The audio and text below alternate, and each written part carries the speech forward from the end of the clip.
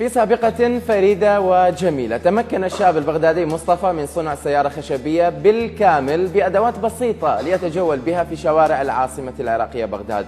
المزيد من التفاصيل مع مراسلنا في بغداد حميد الأحمد، نتابع معا.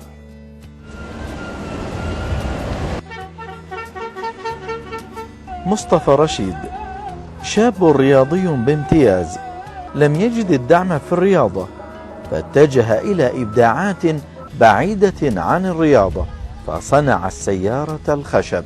السيارة الخشب التي تثير الفضول والإعجاب تجذب الناظرين إليها أينما يتجول بها، تلتفت إليه الأنظار من المارة والسائقين، ويطلب الكثير منه أن يلتقط صورا مع السيارة الخشب. مصطفى، من أين جاءت لك فكرة يعني صنع سيارة خشب؟ والله بصراحة أنا هاي فكرتي من زمان، يعني شيء يخص التراث العراقي ومعالمه، وشيء غريب ما حد مسويه، يعني حبيت اسوي شيء مو تقليدي يعني. اي منين اجاك الدعم؟ وبفضل الله يعني من بداية الشغل بيها ولحد هاللحظة هاي، يعني أكثر الناس اللي اشتغلوا بيها وساعدوني، يعني إذا القيمة كانت تتكلف 100,000 يسووها ب30,000، يعني 3/4 يوقعون من التكلفة مالتها، يعني هواية شباب ساعدوني. شنو الربط ما بين هذا الاختراع وما بين أنت كرياضي وصاحب بطولات؟ والله أستاذ، أنا يعني بصراحة شغلة الرياضة شوية أضوج، يعني أضوج أفتح موضوعها، العفو يعني اعذرني، لأن شفت نفسي 20 سنة قدمت ورفعت العلم وندق لي سلام جمهوري بلدان أجنبية وبلدان أوروبية وبلدان خليجية وعربية، كل شيء ما استفادت وكل شيء ما حصلت. حينما تقبل عليك هذه السيارة تراها كأنها من فيلم كرتوني، تصادفه بعض المشاكل القانونية، لكنه بروح الدعابة التي يمتلكها تنتهي مشكلته. من الداخل لا تختلف كثيرا عن الخارج، فالمقاعد كراسي تراثية والأرضيات صناعة يدوية، تارة تبدو كسيارة وتارة كعربة حصان وتارة أخرى كصندوق متحرك.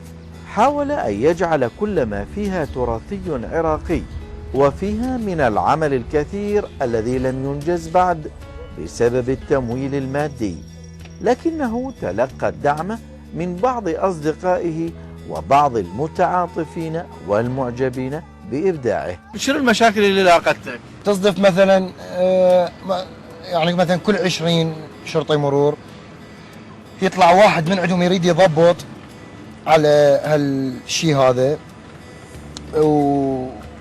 كإجراءات رسمية. اي وهذا الشيء من حقه طبعا، لان السياره ما مبينه من معالمها اي شيء، يعني هي كراون 81 تاكسي نينوى، من تجي تباوع ماكو شيء اسمه تاكسي ولا شيء اسمه سياره، وما يعرفون هاي الشغله اللي تتنقل بالشارع شنو، غرفه بيت سياره، فيوقف يضبط ما اعرف ايش، يشوف جماعته يطقطقون صور، فهو يقول يابا ترى انا وقفتك مو داري اضبط عليك 100%، بس يعني داري افهم فيلمها شنو، فانا اشرح له اقول له هيجي يعطيك صوره.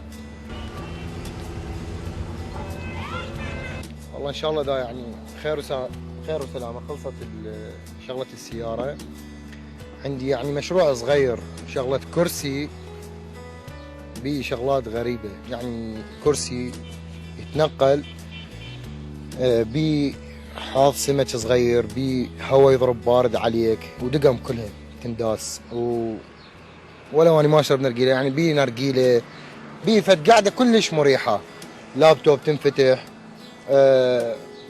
دوز دقمه تطلع طبله، يطلع شاي بيها، اكل طبيعي. بما انك رياضي، اكو شيء للرياضه تسويه؟ اي هسه بالوقت الحاضر ماخذ يعني قاعه داخل شلون سرداب جو عماره، كان هم شيء كلش تعبان، البارحه اشتغلت بيه رتبته. عائله رياضيه ايضا، يعني العائله ايضا عندهم ابداعات بس بالرياضه. يعني بفضل الله، يعني هو اخوتي يعني انمار صغير وفوقه احمد وفخري اللي هو اصغر مني، كلهم ابطال دوره عربيه وابطال اسيويين، ومع الاسف يعني اني